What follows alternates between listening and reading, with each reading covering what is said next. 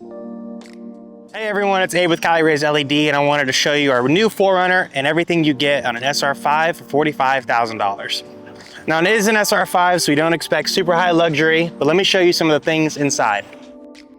So the 4Runner is going to be very similar to the Tacoma, as in it's basically the same interior, right? So you have your grab handle, you have the same shifter, your same four-wheel drive selector and drive modes and all that kind of stuff. Same 8-inch touchscreen on the base. It'll be a big 14 on the other sizes. We have the same looking steering wheel, dash, all that kind of stuff. So there's not a ton of difference between the Tacoma and 4Runner in terms of console and dash. One noticeable difference though is the seats. These SR5 seats are way nicer than the Tacoma seats. These are like way textured, and overall they're that same comfy, squishy cloth seat that you used to get in the 5th gen.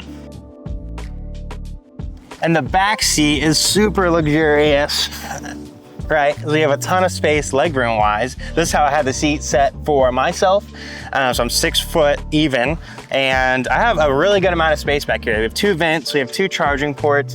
This drops down in the middle.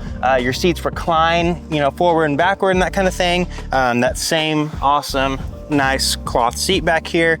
The door has a cup holder in it with your Molly accessory and that kind of thing. There's a lot of headroom back here. It doesn't feel super cramped like the Tacoma does.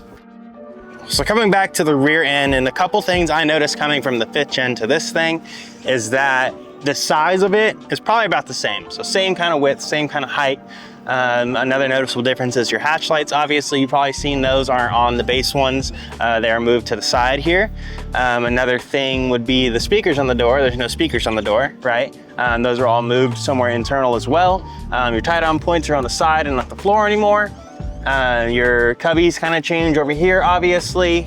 And then finally, your power. So your power, instead of having the 12-volt cigarette lighter and your wall plug, all you have back here in this model is the cigarette lighter kind of style, right? So those are a couple different noticeable differences from the 5th gen to the 6th. And now finally getting to the most obvious thing on this vehicle is 35. So this was the same 35 that we have on the Tacoma. I actually just swapped these wheels with our Tacoma wheels because it's going to be the same wheel hub spec.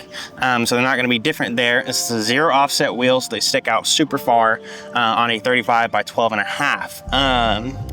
The wheel, I can't turn farther than this without it rubbing super bad. And I don't think it rubs on the front as much as it does the rear. And it's just, you know, I just don't want to crank it and break any plastic on this brand new vehicle or anything like that. We haven't done any cutting. I have relocated the fender liner up about 1 inch and have taken off that rear crash plate back behind the wheel there. But other than that, it's all stock suspension, so you would have to get some kind of lift or, you know, collar lift or something like that to raise this front end up a little bit, just so you're not rubbing on 35s. But I think with a different offset wheel, and we might go a little bit smaller on the tire size, I think it'll fit perfectly without a lift or anything like that. So now that you've seen a couple things on this base SR5 4Runner, do you think that you would replace your 5th gen with this 6th gen? And do you think it's worth $45,000? Let us know down in the comments. As always, don't forget to like, comment, and subscribe to the channel, and keep an eye out for more products coming out for this 4Runner very soon.